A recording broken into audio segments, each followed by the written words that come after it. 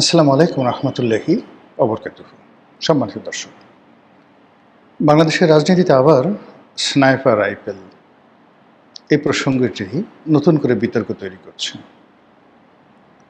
বিভিন্ন সামাজিক প্ল্যাটফর্মে যারা প্রভাবশালী বক্তা, তারা বিভিন্ন সভা সমিতি, সেমিনারে যারা বক্তব্য দিয়ে বেড়ান, তারা রাজনীতিতে এই মুহূর্তে যারা বিরোধী দলীয় আছেন, তারা দেশের বাইরে যারা কোনো অবস্থাতে জুলাই আগস্ট বিপ্লব এবং আওয়ামী লীগের যে পরাজয় বা পতন এটা মেনে নিতে পারেননি, তারা বারবার এই স্নাইপার রাইফেল এটি এখন সামনে আনার চেষ্টা করছেন। বিষয়টি খুবই স্পর্শকাতর, এজন্য আমি আকার ইঙ্গিতে কথা বলার চেষ্টা করব। প্রথমত হলো যে বাংলাদেশে যত অস্ত্র আসে, মানে অস্ত্র এবং গোলা বারুদ, সেটা পুলিশের জন্য হোক, আনসারের জন্য হোক, কিংবা সেনাবাহিনীর জন্য হোক, এটা নিয়ন্ত্রণ এবং তদারক করার একটা নির্দিষ্ট কমিটি আছে,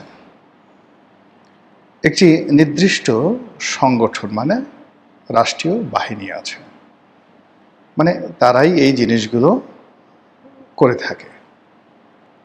এমনকি পুলিশের যে অস্ত্র, পুলিশের যে আর্মস, অ্যামুনেশন, যা কিছু আর্মির অ্যামুনেশন, সব কিছু একটা নির্দিষ্ট জায়গা থেকে নিয়ন্ত্রণ হয়। আচ্ছা, ফলে বাংলাদেশে বৈধভাবে যত অস্ত্র আমদানি হচ্ছে, যত গোলাবারুদ আমদানি হচ্ছে, যত বুলেট খরচ হচ্ছে, পাই প্রত্যেকটা জিনিস একটা লেজারে মেনটেন করে রাষ্ট্রের একটি সংস্থা। এটা আপনারা জেনে রাখুন। ২ নম্বর হলো যে স্নাইপার যে রাইফেলটি, এই রাইফেল অনেকটা সাবমেশিন গান প্রকৃতির, AK-47 যে খুব বিখ্যাত, এই ক্যাটাগরির রেঞ্জের, এই ক্যাটাগরির বা এই রেঞ্জের বহু দূর থেকে এটি অটোমেটিক গুলি ছুড়তে পারে এবং আইনশৃঙ্খলা রক্ষাকারী বাহিনীর মধ্যে যারা বিশেষভাবে ট্রেনিং প্রাপ্ত, তাদের হাতে এই অস্ত্রগুলো দেওয়া হয় এবং বিশেষ সময়ে বিশেষ অপারেশনের জন্য সেনাবাহিনী বা পুলিশ বাহিনী তাদেরকে এই অস্ত্রগুলো দেওয়া হয়। ইন জেনারেল এই অস্ত্রগুলো সাধারণত ব্যবহার করা হয় না। This is one. এই অস্ত্রের যে গুলি 7.65 বোরের গুলি, এটি সাধারণ কোনো রাইফেল, মেশিন গান, সাবমেশিন গান বা অন্য কোনো যে আগ্নেয় অস্ত্র আছে এই অস্ত্রের মতো নয়। এই স্নাইপার রাইফেল এবং এই রাইফেলের যে গুলি, এটির একটা বিশেষ কার্যকারিতা আছে। ধরে নেওয়া হয় যুদ্ধের ময়দানে, মানে যারা এই অস্ত্র ব্যবহার করেন সরকারের পক্ষ থেকে, এই যুদ্ধকে উপলক্ষ করে এই অস্ত্রগুলো, গোলা বারুদগুলো সেই কোত, যেটাকে বলা হয় অস্ত্রাগার, সেই কোত থেকে বের করা হয় যদি রাষ্ট্র সেটা ব্যবহার করে থাকে। ২ নম্বর হলো যে এই অস্ত্র যারা চালাবেন, দেশি বা বিদেশি, তাদের সবারই ট্রেনিং থাকতে হবে। এই অস্ত্র সবাই চালাতে পারে না আর সবসময় দেওয়া হয় না, এইগুলো এক। ২ নম্বর হলো সরকারি বাহিনীর বাইরে এই মানের বা এই ধরনের অস্ত্র অনেক সন্ত্রাসী সংগঠনের হাতে আছে। আমাদের দেশে কোনো সন্ত্রাসীদের হাতে ইতিপূর্বে এই ধরনের অস্ত্র আমরা কখনো আছে বলে আমরা জানি না, আমরা দেখি না। স্নাইপার রাইফেল আমাদের দেশে কখনোই আমরা শুনিনি, হয়তো গোপনে ২-১ জনের কাছে থাকলেও থাকতে পারে, কিন্তু আমরা ইন জেনারেলি শুনিনি। কিন্তু পাকিস্তানের যে সকল জঙ্গি গোষ্ঠী রয়েছে, আফগানিস্তানে যে সকল জঙ্গি গ্রুপ রয়েছে, ভারতের অনেকগুলো জঙ্গি গোষ্ঠী রয়েছে যাদের হাতে এই ধরনের স্নাইপার রাইফেল অহরহ তারা ব্যবহার করে। মধ্যপ্রাচ্যের IS, হিজবুল্লাহ, হামাস, এরপর হুতি যে বিদ্রোহী রয়েছে ইয়ামেনে, এরকম আরও অসংখ্য মধ্যপ্রাচ্যের বাইরে যেটা মধ্য এশিয়া রয়েছে, সেখানে হাজার হাজার জঙ্গি গ্রুপ রয়েছে যাদের হাতে এই ধরনের স্নাইপার রাইফেল আছে এবং তারা একেবারে নিখুঁতভাবে, মানে এটার যদি রেঞ্জ, বিভিন্ন রকমের রেঞ্জ হয়, কখনো 1 কিলোমিটার, কখনো 2 কিলোমিটার, হয়তো আরও বেশি রেঞ্জের থাকতে পারে। আমি অস্ত্র বিশেষজ্ঞ নেই, ধরুন মিনিমাম 1 কিলোমিটার দূর থেকে নিখুঁত নিশানায়, মানে একেবারে গুলিবিদ্ধ করতে পারে এইরকম পাকা শুটার হাজার হাজার নয়, লাখ লাখ শুটার সারা পৃথিবীতে আছে।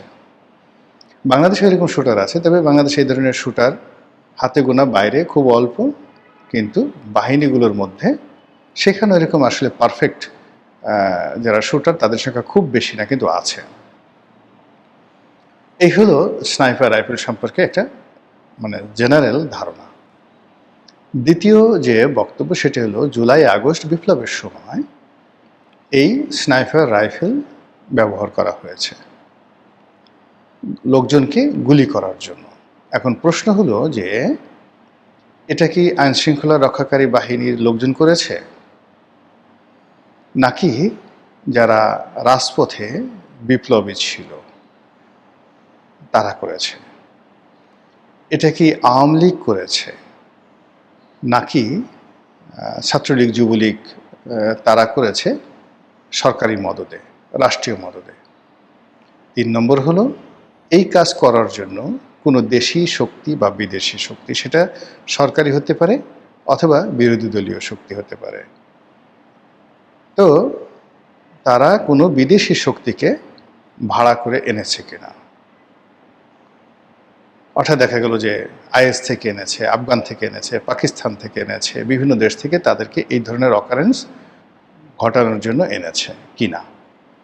আর এই অস্ত্রগুলো মানে যারা এই কাজ করেছে তারা নিয়ে এসেছিল কিনা, অথবা আমাদের দেশে এই অস্ত্র সরকারিভাবে যে আমদানি করা হয় সেখান থেকে এই অস্ত্রগুলো তাদেরকে দেওয়া হয়েছিল কিনা, এই প্রশ্নগুলো সামনে চলে আসছে এখন। এরপর হলো যে এই অস্ত্রগুলো এখন কোথায় আছে, আর যারা এই স্নাইপার রাইফেলগুলো চালিয়েছিলেন তারা কতদিন বাংলাদেশে ছিলেন, এখন আছেন কতজন, আর কতজন চলে গেছেন। এই রাইফেলের যে ট্রেনিং প্রাপ্ত শুটার যারা আছেন তাদের সংখ্যা কত? This is a question. এই প্রশ্নগুলো এখন ঘুরে ঘুরে বেড়াচ্ছে, আর এই কোশ্চেনের সাথে নানা রকম কনস্পিরেসি থিওরি চলে আসছে। সেই 2014 সন থেকে যে সরকার পতনের যে আন্দোলন, এই আন্দোলনের সঙ্গে যে এই স্নাইপার রাইফেল এই গ্রুপ এবং এই শুটাররা জড়িত, এই কথাগুলো অহরহ নানাভাবে বলা হচ্ছে। এরপরে এই ক্ষেত্রে যে আত্মঘাতী কতগুলো বক্তব্য বা ঘটনা, সেটা হলো আমাদের ডক্টর মোহাম্মদ ইউনূসের জমানাতে স্বরাষ্ট্র উপদেষ্টা রূপে বা মন্ত্রীর দায়িত্বে যিনি ছিলেন ব্রিগেডিয়ার সাখাওয়াত, তার দুটো বক্তব্য।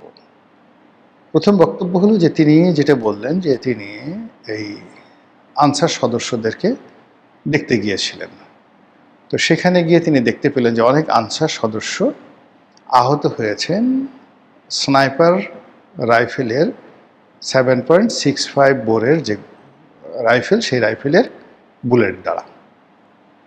তো তিনি খুব আশ্চর্য হয়ে বলেছেন যে হাউ ইট ইজ পসিবল, এইগুলো তো সাধারণ মানুষের কাছে থাকে না, পুলিশের কাছেও নাই, কাদের কাছে আছে?